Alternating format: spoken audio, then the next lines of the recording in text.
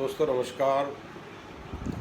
स्वदेशी और एफडीआई इन दोनों को लेकर कुछ लोगों में भ्रम की स्थिति है।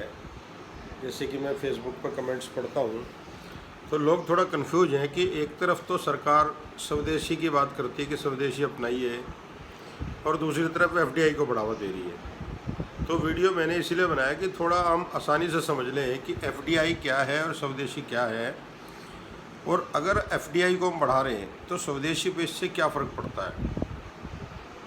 तो दोस्तों आप ऐसे समझिए कि स्वदेशी का मतलब है हमारे देश में बनने वाले उत्पाद और एफडीआई का मतलब है फॉरेन डायरेक्ट इन्वेस्टमेंट।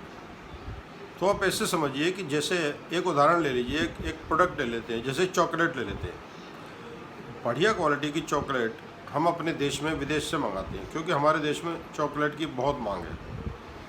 लेकिन हमारे देश में चॉकलेट को बनाने की उस लेवल की उत्पादन इकाई नहीं है जो हमारे को बढ़िया चॉकलेट, अच्छी क्वालिटी की चॉकलेट बड़े पैमाने पर बना के दे सके। तो समझ लीजिए कि एक स्वदेशी कोई हमारी कंपनी है, वो इस प्रोडक्ट को बना रही है, तो सरकार ने एक ऑप्शन दे दिया, उसको एक रियायत दे दी है कि भाई अगर आपका उद्योग बड़े स्केल पे जा चुका है और आपको फंडिंग की ज़रूरत है तो आप वो फंडिंग विदेश से भी ले सकते हैं।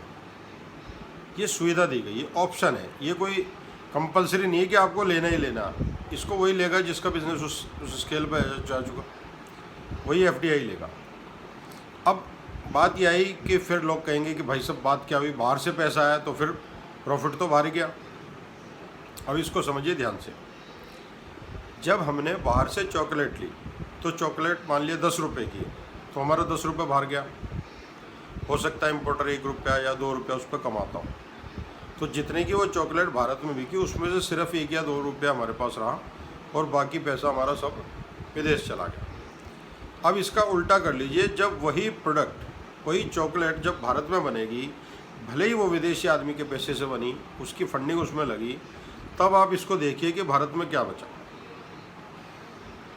आप फैक्ट्री भारत में लगाएंगे, ज़मीन आपकी बिकी, उसमें जो इंफ्रास्ट्रक्चर खड़ा होगा उसमें सीमेंट, रोड़ी, बदरपुर, दरवाज़ा, खिड़की, जो भी सामान लगेगा वो सब आपके भारत का बिका। उसमें जब आप प्रोडक्शन उत्पादन करेंगे, मशीनरी में समझ लीजिए कुछ मशीन हो सकता है इम्पोर्ट हो, बाकी काफ़ी सारा सामान अपने देश का ही बिकेगा।